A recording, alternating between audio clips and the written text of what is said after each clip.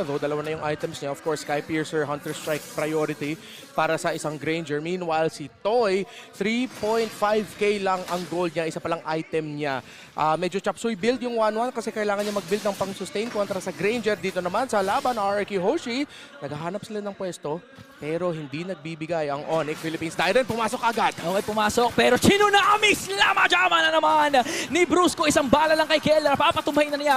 Brusco sumaya the damage pero Susujin nakapag-electrifying beats inside the real world manipulation. Kaya naman si Toy makakaisa. Nakakalipad pa nga pero kulang pa nga yung damage. Double kill coming in from Keller. Hinahabol nila si Rins tsaka si Toy. But Onyx Philippines na naman nakadalawa. 2 stacks na para sa Sky Piercer ni Kelra pero hindi pa rin tapos ang Onyx Philippines. Gusto nila lumaban. Rins, sinusubukan niya yung depensahan to. Delikado ata to ha. Kung hindi ka mag-ingat. Andiyan si Kirk. Abisalaro, hindi tatama. Rins, Polado, RQ Hoshi, dumedepensa pa rin. Lumapit na dito si Rins pero kinain niya lang lahat ng damage pero si Susujin! Tinamaan pa nga ng Abisalaro kaya nakatapos na si Keller ngayon. Susujin yung trade sana na hanap nila. Handang-handa yung Onyx Philippines Super Friends with a clutch arrow to hit the mark. Akala na ni si Susujin magpa-pass break na ako pero biglang sumigaw yung announcer. Block by Friends! Block by Friends! Grabe, no?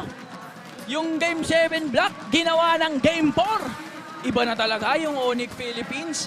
Actually, sobrang ganda din naman ng intention doon ni Sutsujin.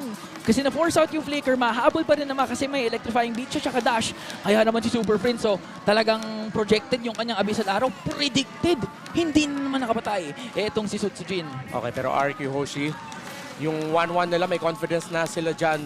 2 items for the 1-1. Hindi naman sobrang sakit yung damage pero kailangan pa rin mag-ingat ng Onyx Philippines sa pag-execute. Kung may mahanap sila, dapat bigyan ka agad. Pero hintayin dapat yung ultimate ng 1-1.